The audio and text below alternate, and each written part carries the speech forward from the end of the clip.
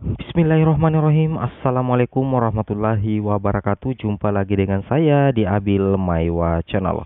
Jadi teman-teman, channel ini merupakan channel pendidikan tempat kita berbagi tentang aplikasi pendidikan, Microsoft Office, serta tips dan triks komputer. Jadi pada video kali ini kembali lagi kami akan berbagi sebuah video informasi terkait langkah-langkah penyaluran dana insentif guru bukan PNS yang muncul di info GTK teman-teman guru honorer. Jadi intinya ada dua yang harus teman-teman pahami. Yang pertama, SP2D itu terbit, maka insentif akan cair. Kemudian yang kedua, untuk mengecek SP2D tentunya hanya di info GTK. Hanya satu-satunya di info GTK teman-teman ya.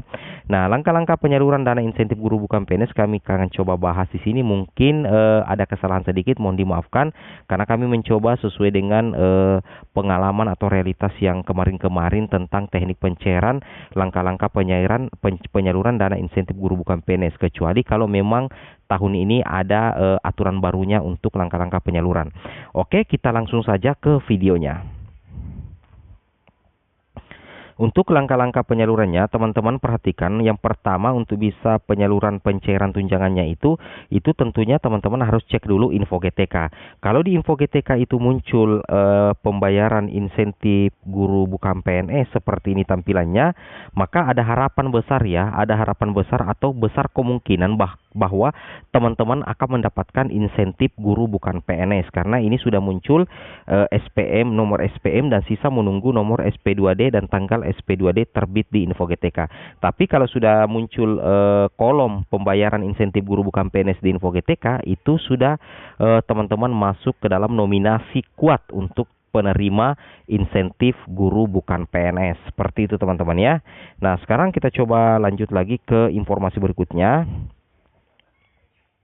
Di sini yang harus teman pahami langkah-langkah penyaluran insentif guru bukan PNS.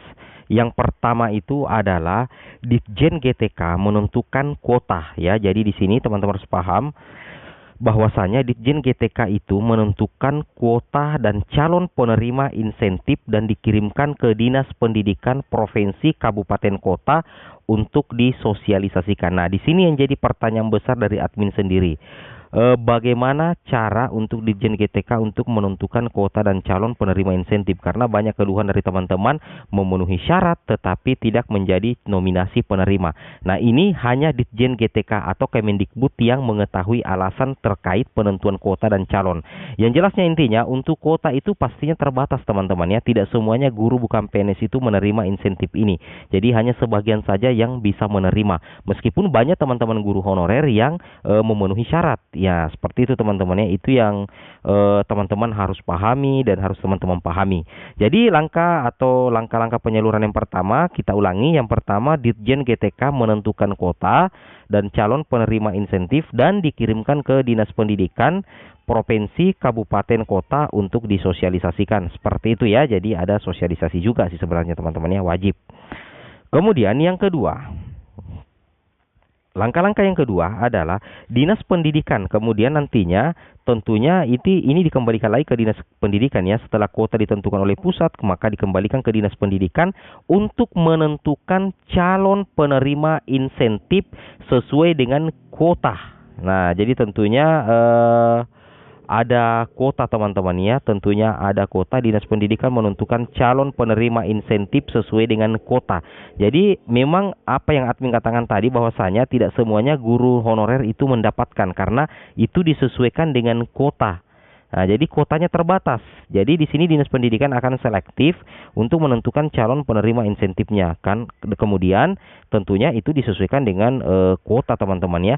Dan biasanya itu paling lambat akhir Maret. Nah, seperti itu teman-teman ya. Jadi penentuan kuotanya itu paling lambat akhir Maret. Berarti itu di triwulan pertama ya kalau tunjangan profesi seperti itu. Kemudian kita lanjut yang ketiga. Yang ketiga seperti ini, data usulan calon penerima paling lambat sudah diterima Ditjen GTK pada minggu pertama April. Nah, setelah itu Dinas Pendidikan akan mengirimkan data usulan calon penerima paling lambat, dan itu wajib diterima oleh Ditjen GTK pada minggu pertama itu di bulan April. Jadi ada waktu sekitar 1 bulan ya, sehingga data usulan ini sampai di tangan Ditjen GTK seperti itu ya. Jadi data usulan kembali dikirim oleh dari Dinas Pendidikan ke Ditjen GTK pada minggu pertama bulan April tentunya teman-teman ya. Seperti itu kelanjutannya. Kemudian kita lanjut lagi teman-teman ya.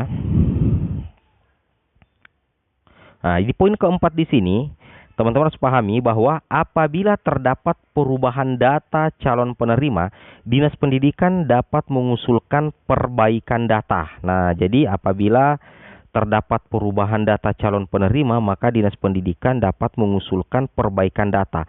Data ini harus sudah diterima Ditjen GTK paling lambat biasanya akhir Mei ya, biasanya ya, kecuali kalau ada perubahan aturan yang terbaru ya, bisa jadi. Dan insya Allah admin akan mencoba sebentar mencari aturan-aturan terbaru lagi tentang insentif guru bukan PNS ini.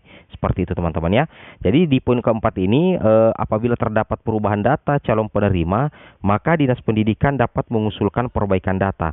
Data ini harus sudah diterima Ditjen GTK paling lambat akhir Mei. Seperti itu. Luar biasa sekali ya.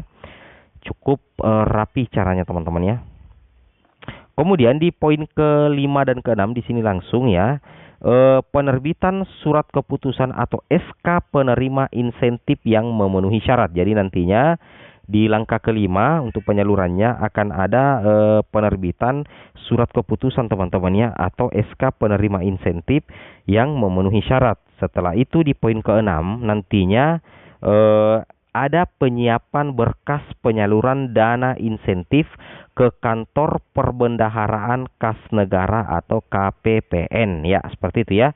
Jadi kalau misalkan informasi ini tidak ada perubahan, berarti tetap sama ya, kecuali kalau ada aturan baru yang membatalkan informasi ini, seperti itu ya.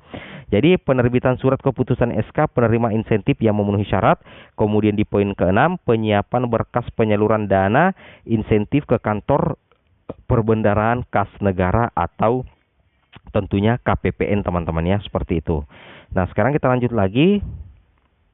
Kemudian di poin ke-7, maka akan muncul penerbitan surat perintah pencairan dana SP2D. Jadi SP2D itu kepanjangan dari surat perintah pencairan dana, surat perintah pencairan dana. Nah, pertanyaannya di poin ke-7 ini untuk SP2D-nya di mana dicek? Nah, teman-teman tentunya sudah ketahui bahwa untuk mengecek surat perintah pencairan dana SP2D itu bisa teman-teman cek di info GTK. Saya ulangi, itu bisa dicek di info GTK.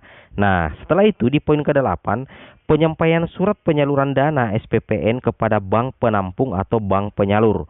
Kemudian di poin ke-9, bank akan menyalurkan dana insentif ke rekening penerima. Seperti itu teman-teman ya.